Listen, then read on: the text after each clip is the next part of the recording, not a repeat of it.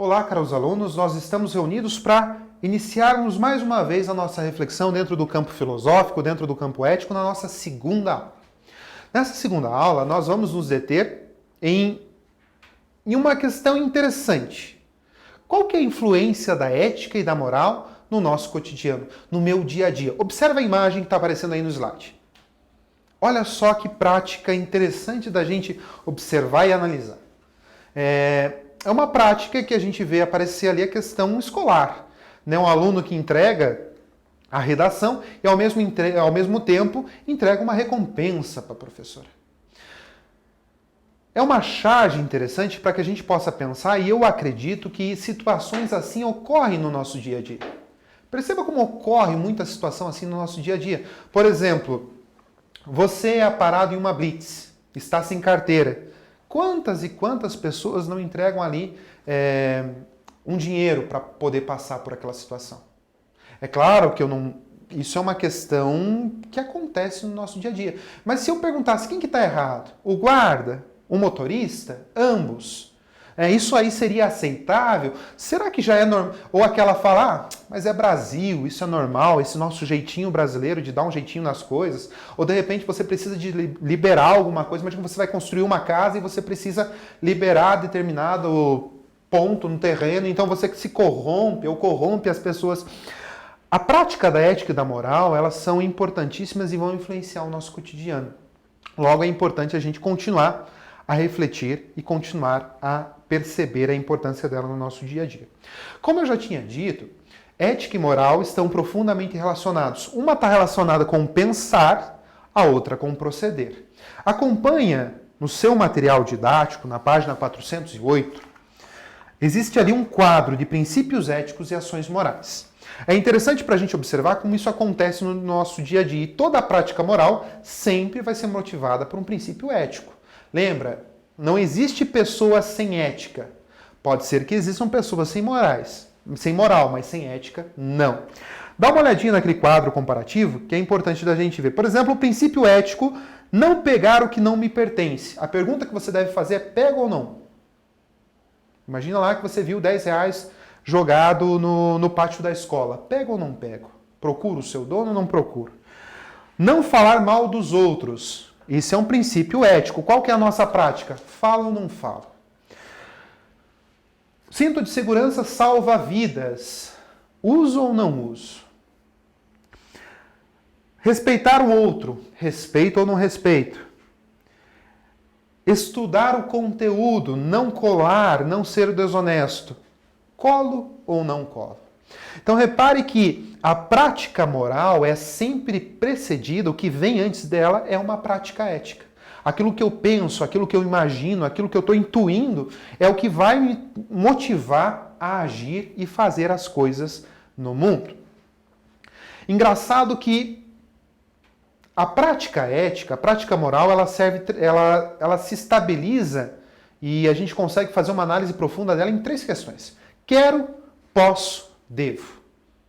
Quando você começa a fazer essas perguntas, a entender mais essas perguntas e a usá-las antes de agir, seja em qualquer situação, você passa a ter uma prática ética associada à moral.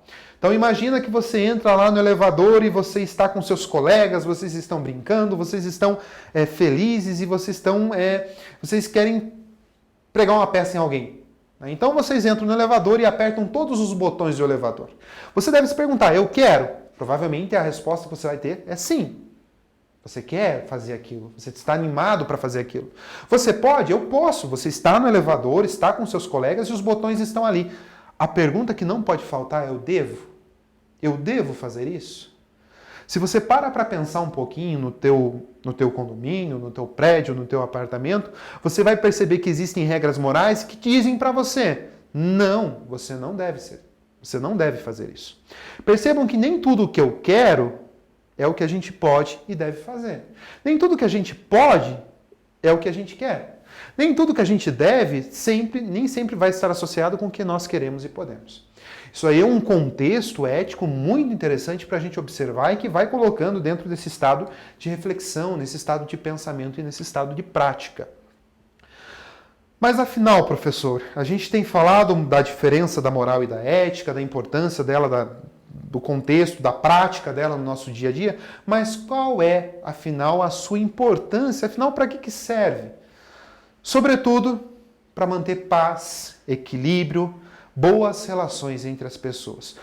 Queria convidá-los a imaginar um mundo onde não exista prática ética e um mundo onde não exista práticas morais.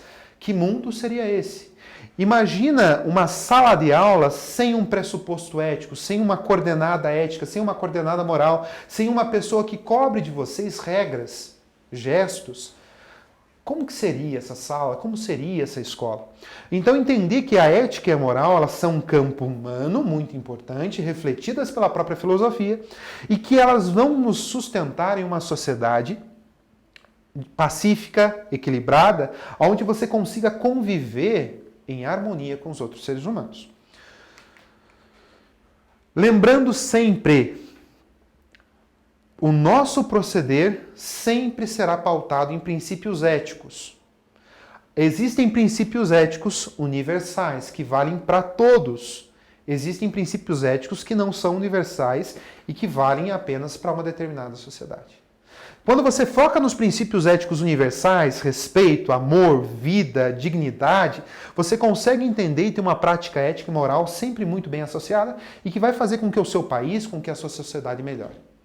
Começa a imaginar, a entender, a compreender, a buscar e a pesquisar sobre as práticas antiéticas da nossa sociedade. Nessa pesquisa, nesse campo, você vai entender que toda vez que falta moral, falta ética. Toda vez que falta ética, falta moral.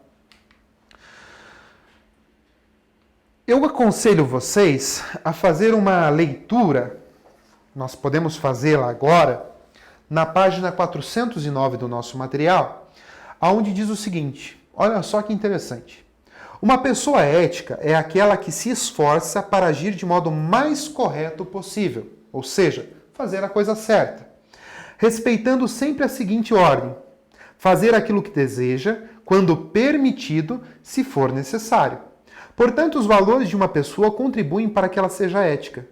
Ser ético é mais do que ser justo. Ser ético nada mais é do que ser justo e bom. Nada mais é do que escolher sempre agir bem e nunca fazer o mal. Lembra do contexto ético universal. Ou seja, ser ético é quando você se propõe a fazer as coisas corretas, a fazer as coisas bem feitas, a fazer aquilo que de fato é correto na nossa sociedade. Professores, alunos, políticos, pais, empregados, todos nós precisamos ter uma postura ética. Não convém nós questionarmos o comportamento ético das outras pessoas quando nós não somos éticos por si só. Uma sociedade sem ética torna-se uma sociedade caótica, desorganizada, em que os valores não acabam sendo respeitados. Imagina a pessoa que cobra a ética dos políticos, cobra a ética do professor, mas no fundo não é uma pessoa ética e que não tem uma postura ética.